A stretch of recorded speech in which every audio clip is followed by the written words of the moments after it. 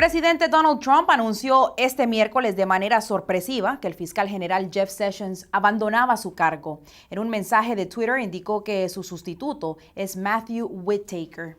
Trump ha criticado con dureza a Sessions prácticamente desde que empezó su gobierno por, según él, no haber frenado la pesquisa de Russiagate que trata de descifrar si hubo algún tipo de coordinación entre Moscú y la campaña del magnate para hacerse con la presidencia del país. Agradecemos al fiscal general Jeff Sessions por su servicio y le deseamos lo mejor. Un reemplazo permanente se nombrará más adelante, dijo Trump en Twitter. La salida de Sessions se había rumoreado desde hacía meses, sobre todo por las constantes críticas de Trump a su fiscal general luego que él decidiera apartarse de la misma investigación de la trama rusa en marzo del 2017.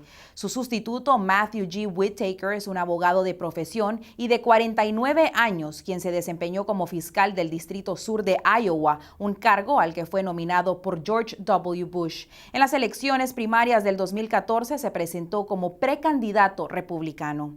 Esta es una noticia aún en desarrollo. Y en otra noticia, hablemos de los resultados de las elecciones intermedias realizadas ayer.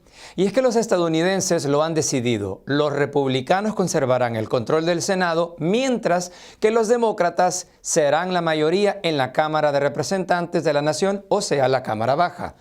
Esta división en el Congreso Federal, que había sido pronosticada por los expertos, tendrá un impacto decisivo en las políticas del país en los próximos 2 años. Se espera que ahora, en mayoría, los demócratas torpedeen al gobierno de Trump desde la Cámara, ya que es en esa instancia donde se redactan los proyectos de leyes. Este cambio en la composición de fuerzas muy probablemente signifique que el Congreso no aprobará ninguna legislación importante en los próximos 2 años, entre ellas las relaciones con las políticas migratorias de Trump, como el financiamiento del muro con México, tema sobre el cual no hubo definición alguna en sus primeros 2 años de mandato. Por otro lado, el reemplazo del Obamacare parece ser simplemente imposible en este escenario. La división del Congreso también puede aumentar las posibilidades de otro cierre del gobierno si los legisladores no pueden ponerse de acuerdo, como es muy posible que ocurra. Las mujeres han plantado cara al poder político en Estados Unidos en los 2 últimos años. Esto se ha reflejado en las elecciones de ayer con un récord de mujeres elegidas en la Cámara de Representantes, con lo que se han hecho los demócratas. En la madrugada de este miércoles, al menos 95 mujeres habían sido elegidas en la Cámara frente al récord anterior de 84. Aunque esto apenas representa el 25% del total de los miembros del Congreso, se trata de una cifra nunca antes alcanzada. Entre las elegidas está Alexandria Ocasio-Cortez, que es la mujer más joven elegida para el Congreso, o Ilhan Omar y Rashid Tlaib, que serán las primeras musulmanas en entrar a la Cámara de Representantes. Esta mayoría de mujeres demócratas han puesto el foco en asuntos sociales, una reacción al discurso machista, racista y xenófobo de Trump. A la victoria de las mujeres se suma el triunfo de grupos minoritarios del país. De esta forma, el Congreso será el más diverso y representativo hasta ahora. Se eligió al primer gobernador abiertamente homosexual, Jared Polis, demócrata de Colorado, y a las 2 primeras congresistas indígenas, Deborah Haaland y Sharice Davids.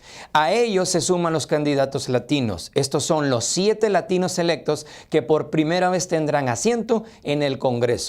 Alexandria Ocasio-Cortez, la congresista más joven de Estados Unidos, Verónica Escobar y Silvia García, primeras hispanas de Texas en el Congreso. El exjugador de fútbol americano y republicano Anthony González en el Distrito 16 de Ohio y Debbie Mucarsel Powell, nacida en Ecuador. El demócrata Antonio Delgado triunfó en el Distrito 19 de Nueva York y Jesús Chuy García sucederá al legendario congresista Luis Gutiérrez en el Distrito 4 de Illinois, el primer inmigrante mexicano en el Congreso. Pasemos ahora a noticias de Centro y Suramérica. El Congreso Nacional de Honduras aprobó una ley con la que pretende crear entre 100,000 y 300,000 empleados en el país. La ampliación de esta y otras noticias en el siguiente segmento. En Honduras, el Congreso Nacional aprueba ley que generará entre 100,000 y 300,000 fuentes de empleo. Los diputados demostraron que cuando se trata de temas de interés nacional, nos unimos y dejamos a un lado las banderas partidarias. Ese es mi sueño, una Honduras reconocida alrededor de temas que nos unen. Esas fueron las palabras de Mauricio Oliva, presidente del Congreso Nacional, luego que ese poder del Estado aprobara por unanimidad la ley que fomentó a la micro y pequeña empresa, con la que se pretende generar entre 100,000 y 300,000 empleos en el país. Oliva reconoció que con esta ley habrá una simplificación agresiva para la información de trámite de micro y mediana empresa, de tal manera que un microempresario podrá inscribirse y poder empezar a laborar y optar a acceso al crédito. También resaltó la labor del Congreso Nacional al aprobar una serie de beneficios de inversión que vendrán a crear desarrollo al país. Y en Nicaragua, mientras cada día más nicaragüenses perseguidos por el régimen siguen llegando a Costa Rica en busca de refugio, representantes de organizaciones y líderes en todo el mundo organizan un encuentro de 3 días, durante la cual abordarán la crisis que enfrenta el país. Se informó que el encuentro estará previsto a realizarse en Washington, D.C. del 9 al 11 de noviembre y será el primer encuentro de líderes nicaragüenses en el mundo, bajo el lema «Donde estemos, Nicaragua lucha». Y en Venezuela, el régimen de Nicolás Maduro ordenó a los bancos comenzar a bloquear las cuentas de los venezolanos que hagan transferencias en el exterior si no informan que se encuentran fuera del país, una medida calificada de abusiva y asfixiante por activistas. La Superintendencia de las Instituciones del Sector Bancario divulgó el instructivo que deben usar las identidades financieras para impedir las operaciones que realicen sus clientes desde el extranjero que no notifican y que están fuera de Venezuela. La fecha de la implementación de lo indicado en el presente instructivo es a partir de la semana comprendida entre el domingo 25 de noviembre del 2018 hasta el sábado 1 de diciembre del 2018 y en las semanas sucesivas. Al regresar en Telenoticias New Orleans, Dez Bryant hizo una prueba con los Santos de Nueva Orleans para ser contratado. Esto y mucho más en el deporte con Jorge Vides.